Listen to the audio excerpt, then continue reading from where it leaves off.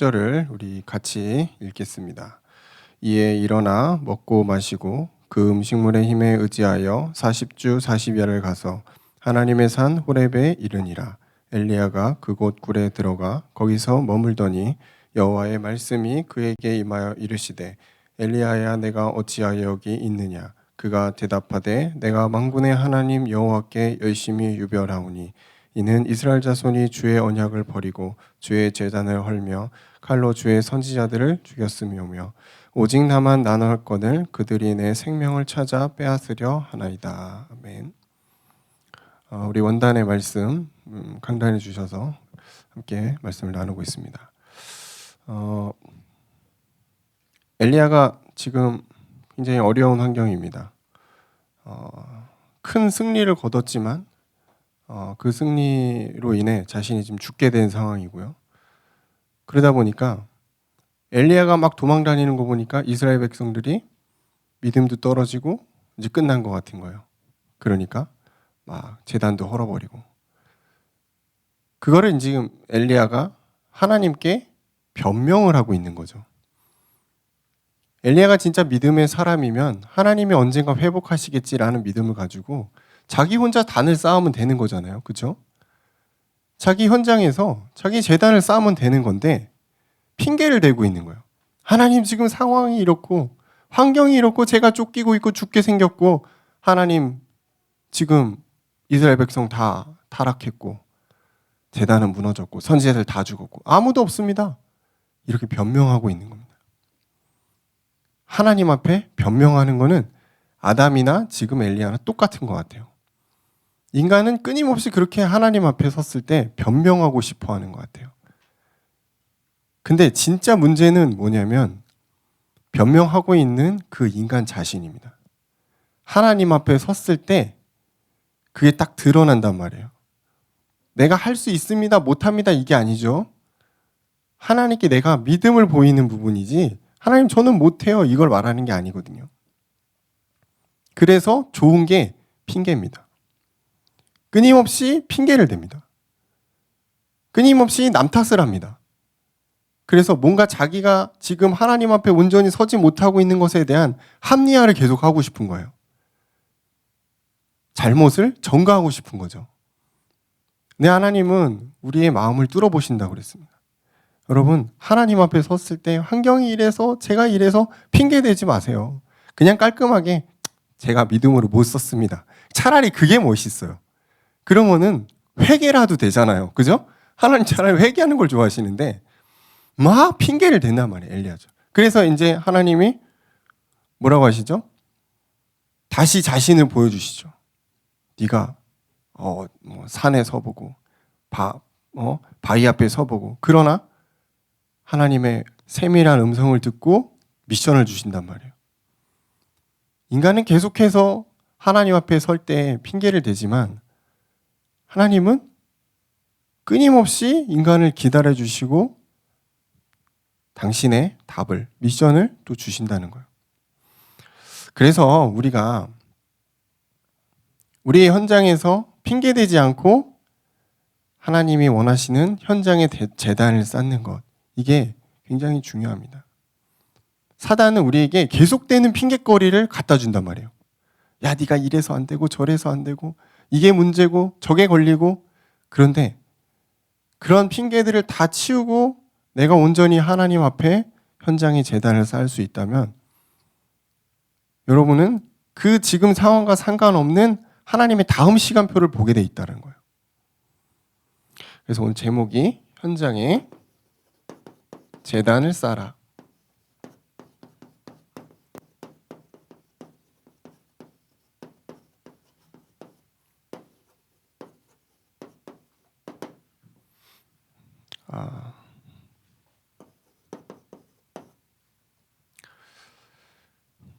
자, 이 제단은 예배입니다. 우리에겐 예배죠. 여러분 예배에 나올 때 어떠세요? 사실 말씀을 기대하고 나오지 않습니까? 그죠? 오늘 하나님 나에게 어떠한 말씀을 주실까? 그죠? 오늘 나의 어떤 그 상한 심령을 하나님이 어떻게 말씀으로 치유하실까? 이 기대감을 갖고 우리가 예배에 나온단 말이에요. 여러분 그 기대감이 나에게 부응돼서 하나님의 말씀이 나에게 부딪히고 막 성취감이 올 때 어때요? 기분이 너무 좋죠. 그런 겁니다. 인간은 그런 영적인 존재입니다. 막 단순히 막 우리가 게임을 하고 막 좋은 걸 막 사가지고 좋은 데를 가서 막 기분 힐링 된다. 그런 어떤 1차원적인 어떤 욕구의 어떻게 보면 욕구에 해당하는 그런 기쁨 말고 영적인 존재가 영적인 것을 깨달았을 때 얻는 그 기쁨. 여러분은 그래서 보좌를 두려야 됩니다.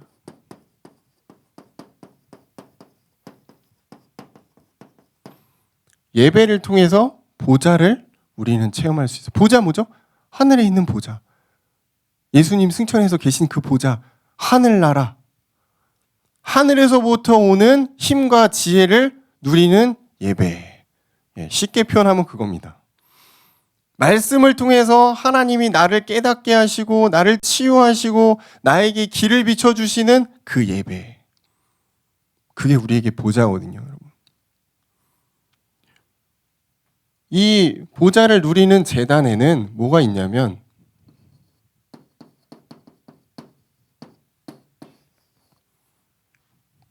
성소가 있죠.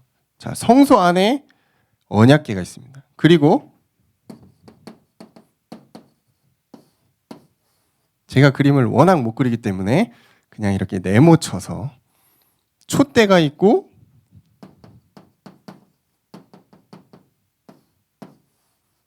떡을 이렇게 올려놓은 떡상이 있습니다. 각자 의미가 있습니다. 이 언약궤는 돌비, 이 이스라엘 백성이 광야를 갈 때 모세가 하나님으로부터 받은 그 시내산에서 받은 그 돌비, 십계명. 그 십계명이 이스라엘 백성에게는 최고의 말씀이거든요. 우리는 이제 율법으로 받아들이죠. 여러분 그 성경 이제 뒤에 보시면 뒤인가 앞인가요? 보면은 십계명 나오잖아요. 너는 나 외에 다른 신을 내게 1계명부터 10계명까지 그 10계명 이 돌비가 거기 있는 거거든요. 이게 이제 하나님의 말씀 그 원본 그 자체죠. 그래서 이 돌비가 있고 아론의 쌍난 지팡이가 있습니다. 분명히 죽은 지팡이인데 거기서 싹이 났단 말이에요. 이건 뭐죠? 하나님의 말씀은 살아서 그 모든 죽은 것을 회복시키는 그런 능력이 있다는 거죠. 그리고 만나가 들어있는 항아리가 이 언약궤 안에 있습니다. 만나는 뭐죠? 광야의 이스라엘 백성의 주된 식거리입니다. 근데 이 만나는 하루가 지나면 없어지거든요. 하나님이 그날에 필요한 만큼의 영향을 주신다. 은혜를 주신다. 이런 내용인데 이 언약궤의 중요한 내용에는 돌비, 이 말씀이 있다는 거예요. 예배에 왔는데 내가 말씀을 놓쳤다. 그 예배는 조금 아쉬운 예배가 되겠죠. 물론 예배에 많은 요소들이 있습니다만 그 중에서 가장 중요한 게 뭐냐라고 꼭 집어서 말하면은 말씀입니다. 그래서 이스라엘 백성이 광야를 갈 때, 요단강을 건널 때, 여리고를 무너뜨릴 때 제일 먼저 앞섰던 것이 언약궤입니다. 말씀이 앞에 제사장들이 지고 갈 때 백성들이 언약궤를 따라갔다 그랬거든요. 지금도 동일해요, 여러분. 예배에 와서 내가 말씀을 놓쳤다. 그것만큼 시간 낭비하는 게 없겠죠. 요한복음 1장 1절에 보니까 태초에 말씀이 계시니라. 이 말씀이 하나님과 함께 계셨으니 이 말씀은 곧 하나님이시니라. 이 말씀이 뭐라고? 하나님이구나. 여러분, 그래서 우리가 하나님 말씀을 지키는 겁니다. 성경 말씀 왜 보고 우리가 왜 이대로 살려고 그러고 왜 지키냐? 이게 하나님 말씀이니까. 하나님 자신이니까. 그럼 뭐죠? 우리가 말씀을 읽고 말씀을 지키고 말씀을 따라갈 때 하나님의 능력이 우리를 따라온다는 거예요. 그런 거예요.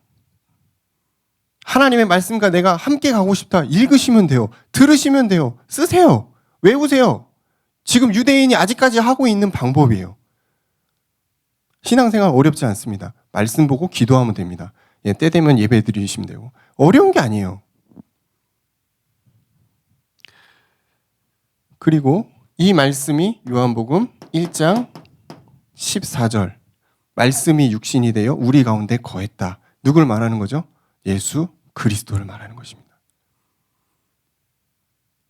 그러니까 여러분이 하나님의 말씀을 온전히 가지고 있다는 것은 하나님의 아들 예수 그리스도와 함께 동행하는 것 같은 거예요.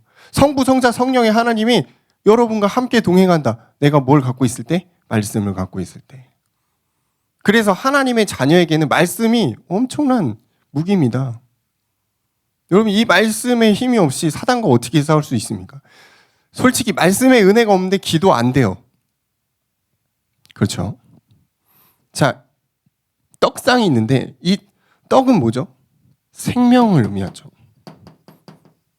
아무리 뛰어난 사람도 밥 안 먹으면 죽습니다. 예, 밥이든 햄버거든 뭐든 떡이 뭐든 먹어야 돼요. 예, 물만 먹어서는 살 수 없어요. 하나님 인간을 그렇게 만들었습니다. 그래서 제가 먹는 걸 좋아하잖아요. 먹어야 돼요, 인간은. 그죠? 먹어야 되는데 이 생명의 떡. 예수님이 자신을 가르쳐서 나는 생명의 떡이다라는 구절이 있습니다.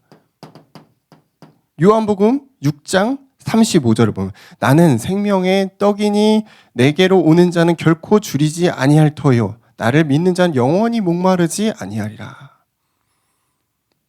여러분, 예수 그리스도를 알아가면 알아갈수록 여러분 안에 영적인 생명이 회복되고 살아나고 전달되게 되는 겁니다.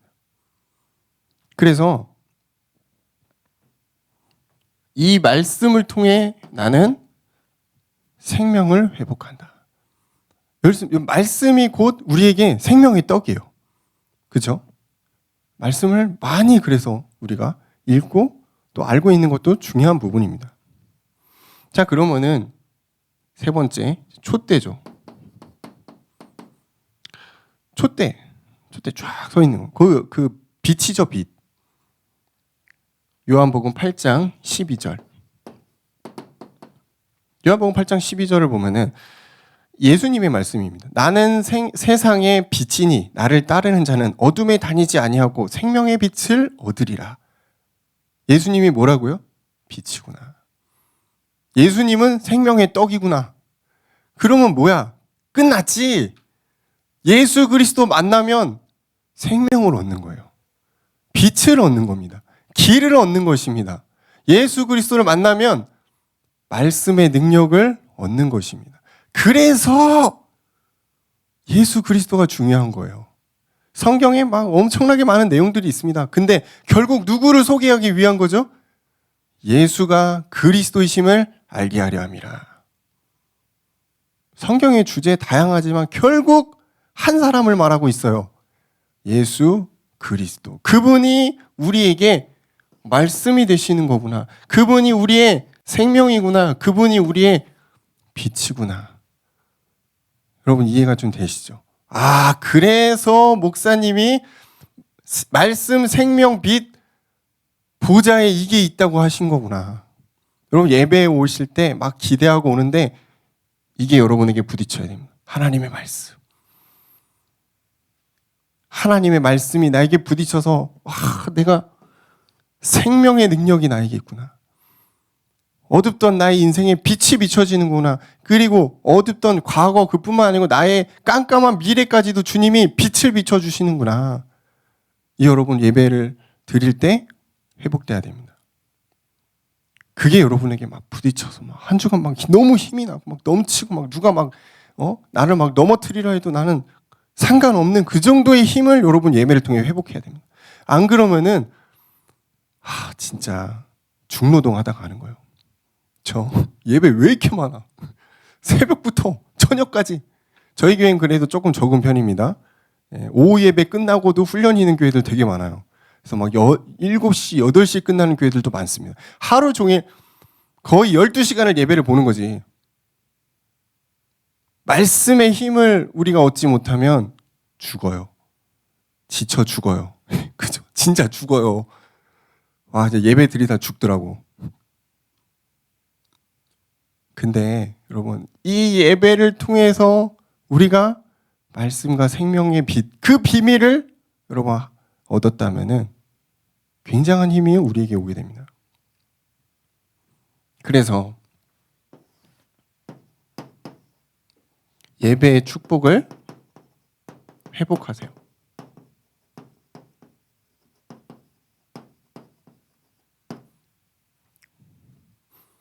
여러분, 예배로 승부를 봐야 됩니다. 왜? 하나님 믿으니까. 하나님 안 믿는 사람 예배도 필요 없고 교회도 안 와도 돼요. 그런데 여러분은 하나님 믿는 사람이고 신분과 배경이 다르기 때문에 예배로 승부를 봐야 됩니다.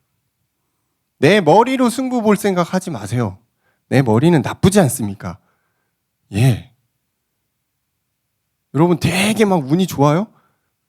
다 평범해요. 운 엄청 좋은 사람 별로 없어요. 다 거기서 거기란 말이에요. 나는 예배로 승부를 본다. 예배에는 뭐가 있다고요?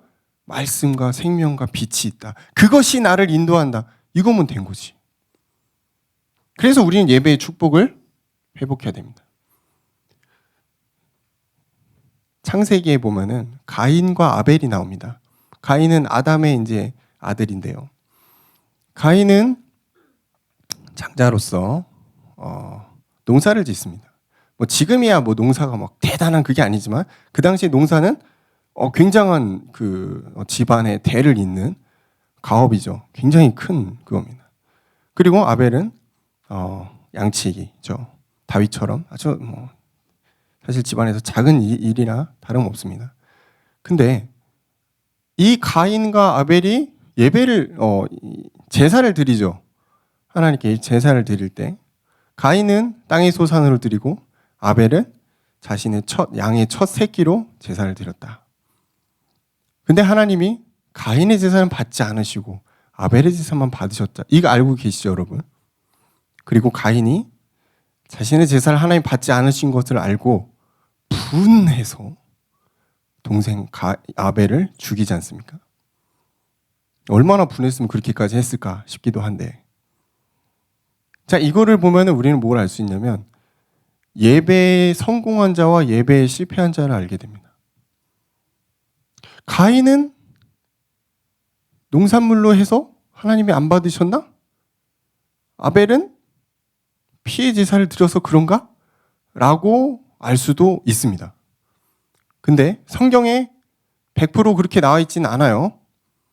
왜냐하면 소제라는 게 있거든요. 소제에도 피가 들어갑니다. 그래서 가인이 그 방법을 택했을 수도 있기 때문에 명확하지 않아요. 그러면은 뭐냐면 히브리서 11장 4절을 보면은 믿음으로 아벨은 가인보다 더 나은 제사를 드림으로 그랬습니다. 그럼 둘의 차이점이 뭐였을까요? 믿음입니다. 여러분, 예배의 축복을 회복하는 것은 믿음의 차이예요. 더 좋은 걸 드리고 내가 더 많은 헌금을 하고 더 많은 헌신을 하고 그러면 하나님 여러분 예배를 기쁘게 받으시냐? 그거 아니란 말입니다. 여러분의 믿음, 여러분의 마음의 중심을 보시는 하나님. 근데 거기에 따라서 그렇죠. 여러분의 어떤 그 헌신도 나오고 뭐 다 따라오는 거죠. 하나님이 기뻐하시는 예배. 여러분 이걸 생각하시면 됩니다. 내가 생각하는 내 수준에 맞추는 내 기준에 맞춘 예배 말고 내 귀에 듣기 좋은 메시지 말고 하나님이 기뻐하시는 예배가 뭘까? 영적인 축복을 회복하는 예배. 그게 예배에 나오는 여러분의 마음이 되었으면 좋겠습니다. 그럼 하나님 기뻐하시는 예배는 뭘까요? 요한복음 4장 24절. 영과 진리로 드리는 예배입니다. 제가 청년 예배에서 많이 강조하는 부분입니다. 여러분 예배에 나올 때 진정성을 가지고 나오세요. 하나님 앞에 진짜 여러분의 마음을 드리는 마음으로 나오십시오. 그럼 그 예배는 성공하거든요. 그럼 그 예배의 성공이 나에게 엄청난 축복으로 쏟아지게 돼 있다. 그걸 한 주간 우리는 체험하고 누리는 것이다. 이게 신앙생활입니다.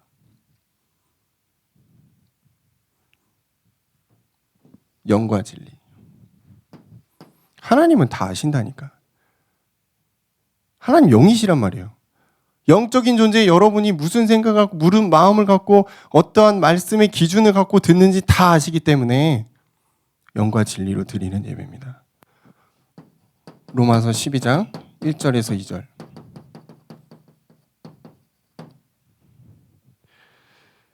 하나님이 기뻐하시는 산 제사. 나를 제물로 드리는 거예요. 예배는 그런 겁니다. 막 경건하게 여러분, 뭔가 격식을 갖추고, 졸지 않도록 노력해야겠다.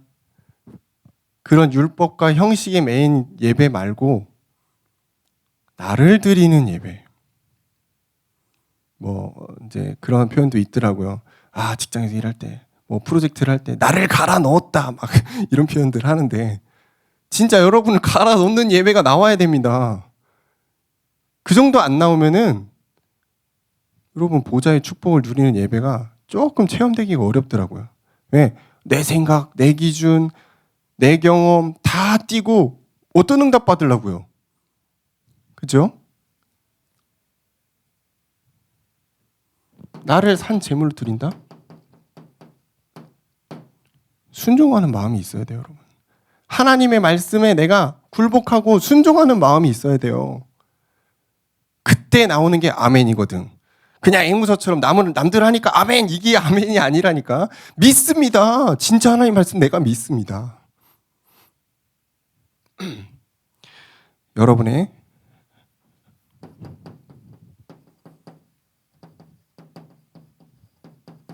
삶의 중심과 마음을 하나님께 드리는 것입니다. 그리고 갈라디아서 2장 20절.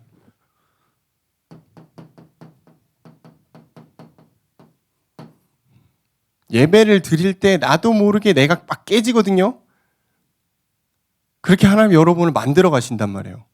하나님이 쓰기 좋은 그릇으로 여러분을 만들어 가시는데 그때 주인이 바뀝니다.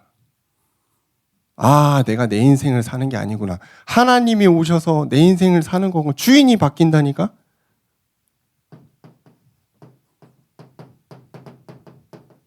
요한복음 14장 10절에서 16절에서 16절에서 17절. 하나님이 여러분과 함께 하거든요. 하나님이 함께 하시는 것을 체험하는 그 예배. 여러분 하나님을 어떤 그 성령의 역사를 체험하게 될 때 진짜 하나님 여러분에게 주시는 그 영적인 축복, 예배의 축복이 조금씩 회복되기 시작합니다. 그러면 예배가 기대되는 거예요. 다음 예배가. 그죠? 그렇구나. 하나님 말씀이 나를 이렇게 그러니까 우리는 나한테 꼭 맞는 무슨 쪽지게 같은 말씀을 자꾸 기대하는데 그런 거 자꾸 기준 내려놓으시고 그냥 하나님 말씀 자체를 받으세요. 그리고 아멘 하십시오. 그럼 하나님이 성취해 가십니다. 분명히 내 기준과 맞지 않는 것들도 있을 거예요. 그거를 깨트려야 돼요. 그게 함정이에요. 그거를 뛰어넘어야 됩니다. 그게 깨지면은 다른 영역의 응답들이 오게 돼 있습니다. 안 그러면은 계속 똑같은 것만 봐요. 그죠? 똑같은 내 수준에서 계속 똑같은 말씀만 본다니까? 그럼 이제 우리는 뭐 해야 되죠?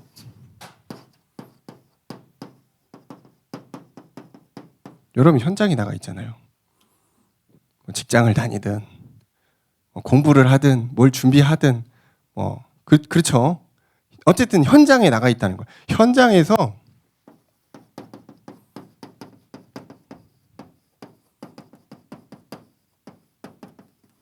제단을 쌓아라.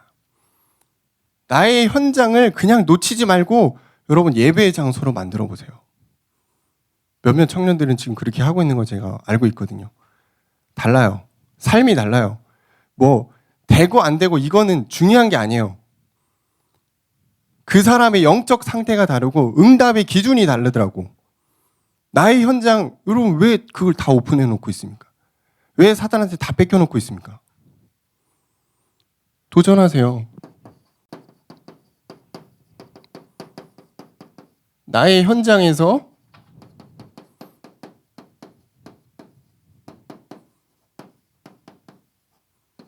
작은 예배를 여러분 도전해 보세요. 우리로 표현하면 이제 홀로 다락방인 겁니다.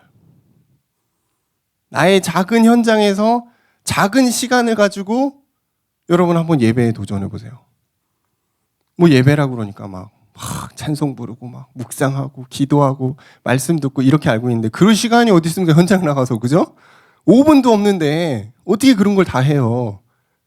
여러분 강남 말씀 묵상하시고 기도 수첩 묵상하시고 말씀 뭐 큐티한 거 있으면 그거 구절 묵상해 보시고 뭐 기회 되면 찬양 들어보고 별거 없어요. 근데 그게 매일매일 쌓여서 나의 현장을 변화시켜 간다는 거예요. 이런 게 없으면 현장 똑같아요. 맨날 똑같은 거예요. 그죠? 얼마나 지겹고 반복되고 똑같잖아요. 맨날. 이거를 누가 변화시킵니까? 여러분 안에 있는 성령이 변화시켜야지. 그러려면은 여러분 도전해보세요. 나의 작은 예배를 시작해보세요.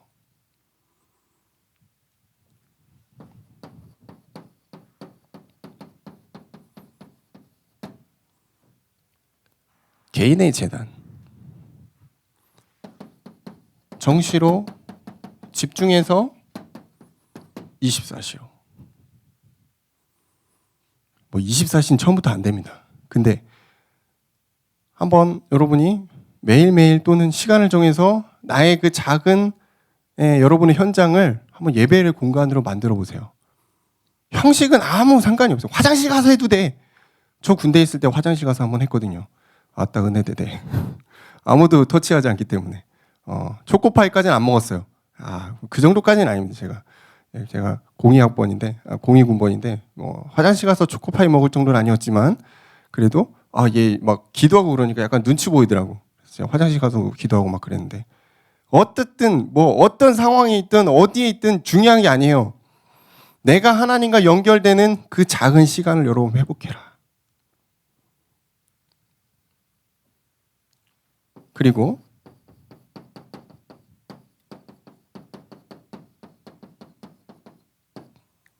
뭐든 지속해야 되거든요. 막 하루 막 은혜 막 빡 받았다가 다음날 또 시들했다가 할까 말까 고민하다가 일주일 다가 결국 한 번 했네. 이제 이러면 이제 난감한 거거든. 지속할 수 있는 일정을 만드세요. 그래서 너무 처음부터 욕심 부리지 마시고 5분, 3분, 안 되면 1분 여러분의 삶에 이걸 딱 밀어 넣어야 돼요. 하나님과 나와 시간을 갖는 현장의 그 시간. 분명히 있습니다. 분명히 있어요. 점심시간도 있고 아침에 출근해서도 있고 있어요. 없을 수가 없어요. 그죠? 아무리 바빠도 있다니까. 커피 마실 시간은 있는데 그거 할 시간은 없어. 말도 안 되는 거지. 그죠? 다 있어요, 여러분.